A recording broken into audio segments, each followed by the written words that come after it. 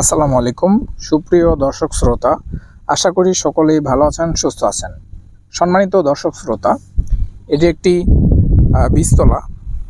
আমাদের এলাকায় বীজতলা এভাবেই তৈরি করা হয়ে থাকে।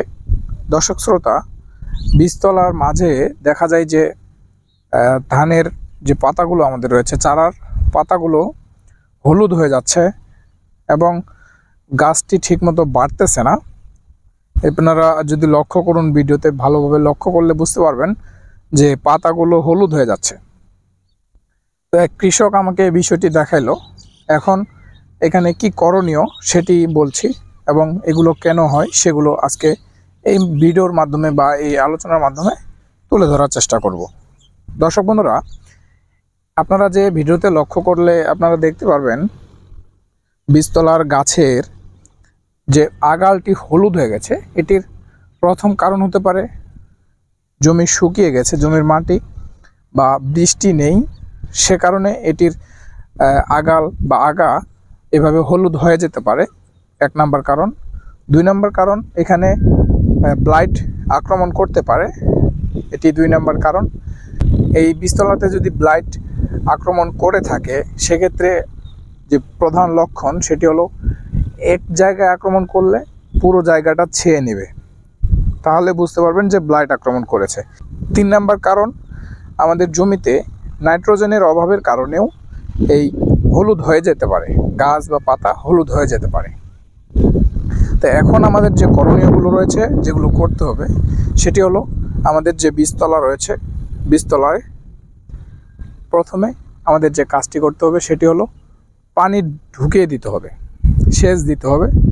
এরপর যদি আমরা দেখি যে সেচ দিয়ে কাজ হচ্ছে না, যদি দেখি যে এটি আরও আক্রমণ বাড়তেছে, সেক্ষেত্রে আমাদের ব্লাইট দমন করতে হবে। সেক্ষেত্রে এটা বুঝতে হবে যে ব্লাইটের আক্রমণ করতে পারে হয়তোবা। এই বীজতলাতে যদি ব্লাইট আক্রমণ করে থাকে সেক্ষেত্রে যে প্রধান লক্ষণ সেটি হলো এক জায়গায় আক্রমণ করলে পুরো জায়গাটা ছেয়ে নেবে, তাহলে বুঝতে পারবেন যে ব্লাইট আক্রমণ করেছে। অন্যথায় ব্লাইট আক্রমণ করেছে এই চিন্তা আনবেন না বা এই টেনশন করার দরকার নেই। তো এরপরে যেটি করবেন সেটি হলো সেচ দেওয়ার পর আপনার ইউরিয়া সার অথবা নাইট্রোজেন সার কিছু পরিমাণে, হালকা অল্প পরিমাণে আপনারা উপরই প্রয়োগ করে দেবেন ইনশাল্লাহ। সেক্ষেত্রে দেখবেন যে এই সমস্যাটি আর হবে না। আরেকটি বিষয় আপনারা করতে পারেন সেটি হলো ছাই দিবেন। আমরা যে চুলায় রান্না করি সে যে ছাই যেটা হয় সেটা উপরে আপনারা ছিটিয়ে দিতে পারেন। এবং আরেকটি কাজ করতে পারেন সেটি হলো সকালে আপনারা যদি আসেন বীজতলায়, যদি দেখেন যে কুয়াশা জমে আছে, দেখেন উপরে শিশির বা কুয়াশা লেগে আছে, সেটি আপনি শক্ত একটি কাঠি দিয়ে সেটা ফেলে দিবেন, তাহলে এই যে সমস্যাটা এটা থেকে দূর হতে পারেন। সম্মানিত দর্শক শ্রোতা, এখন যে বিষয়টি বলবো সেটি খুবই গুরুত্বপূর্ণ এবং সেটি হলো আপনারা যখন বীজতলার করার জন্য জমি নির্বাচন করেন সেক্ষেত্রে আপনাকে সর্বপ্রথমে লক্ষ্য রাখতে হবে নিচু জমি নির্বাচন করা। আপনি যদি নিচু রস আছে, যে জমিতে পানি ধরে রাখতে পারে, সে জমি নির্বাচন করেন, সেক্ষেত্রে কিন্তু এই সমস্যাটি হবে না। দেখুন এই পাশে কিন্তু নিচু হালকা আছে, আমাদের যে জমিটা রয়েছে এদিক কিন্তু হালকা রস আছে, এদিকে এই সমস্যাটি হয় নাই, ওই পাশে এই সমস্যাটি বেশি। যাই হোক, যে কথাটি বলতেছিলাম যে বীজতলায় যে জমি নির্বাচন করবেন সেটি নিচু নির্বাচন করার চেষ্টা করবেন। এবং যদি আপনার নিচু জমি না থাকে সেক্ষেত্রে আপনি যে জমি নির্বাচন করবেন সেখানে পর্যাপ্ত পরিমাণে সেচ সরবরাহ করার ব্যবস্থা যেন থাকে, সেদিকে লক্ষ্য রাখবেন। দর্শক বন্ধুরা, এর আগে অর্থাৎ বীজতলায় বীজ রোপণের আগে যে কাজটি করতে হবে সেটি হলো বীজগুলো আপনাকে শোধন করে নিতে হবে। এক্ষেত্রে যেটি করতে পারেন, কার্বনডাজিম গ্রুপের ছত্রাকনাশক, থিরাম গ্রুপের ছত্রাকনাশক, এই সকল ছত্রাকনাশক দিয়ে বীজগুলো শোধন করে নেবেন। সেক্ষেত্রে যেটি হবে, সেক্ষেত্রে আপনাদের বীজে লেগে থাকা যে ছত্রাকগুলো সেগুলো ধ্বংস হবে এবং এই সকল সমস্যা থেকে আপনারা মুক্তি পাবেন।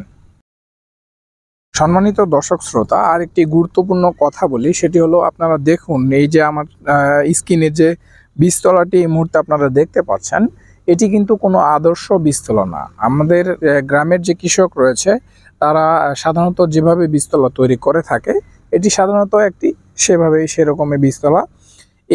এই বীজতলাগুলোতে এই যে রোগের কথা বা বিভিন্ন রোগের আক্রমণ বেশি হয়ে থাকে এবং এই ক্ষেত্রে দেখা যায় পোকামাকড়ের আক্রমণও এরকম বীজতলাতে বেশি পরিমাণে হয়ে থাকে। সেক্ষেত্রে যেটি করতে হবে, আপনাদের আদর্শ বীজতলা যদি আপনারা তৈরি করেন বেড করে, সেক্ষেত্রে এই সকল রোগের আক্রমণ থেকে আপনারা মুক্তি পেতে পারেন বা এ সকল রোগ বা বিভিন্ন পোকামাকড় আক্রমণ করবে না। অনেকাংশে দেখা গেছে যে এরকম আদর্শ বীজতলা করলে বিভিন্ন রোগের আক্রমণ হয় না। সম্মানিত দর্শক শ্রোতা, বীজতলার আপনাদের আক্রমণের আগে ওই যে ছাই পোড়ানো এটি দিবেন এবং শীতকালে সকালে এসে শিশিরটে ফেলে দিবেন। কিন্তু যদি আপনাদের বীজতলাতে এই যে রোগটির আক্রমণ হয়ে থাকে সেক্ষেত্রে আপনাকে যেটি করতে হবে হলো এজোস্ট্রোবিন গ্রুপের ছত্রাকনাশক এবং থিরাম গ্রুপের ছত্রাকনাশক আপনাদেরকে প্রতি লিটার পানিতে 2 মিলি হারে মিশিয়ে স্প্রে করে দিতে হবে। গাছটিকে সম্পূর্ণভাবে ভিজিয়ে দিতে হবে। সেক্ষেত্রে এই রোগের আক্রমণ থেকে মুক্তি পাবেন। দর্শক বন্ধুরা, আশা করি বীজতলার এই সকল সমস্যা হলে আপনারা কিভাবে সমাধান করতে পারবেন সে বিষয়টি আপনাদের মাঝে তুলে ধরতে পেরেছি। দর্শক, আমাদের আজকের আলোচনাটি এ পর্যন্তই। এতক্ষণ সাথে থাকার জন্য অসংখ্য ধন্যবাদ। ভালো থাকবেন, সুস্থ থাকবেন। আসসালামু আলাইকুম।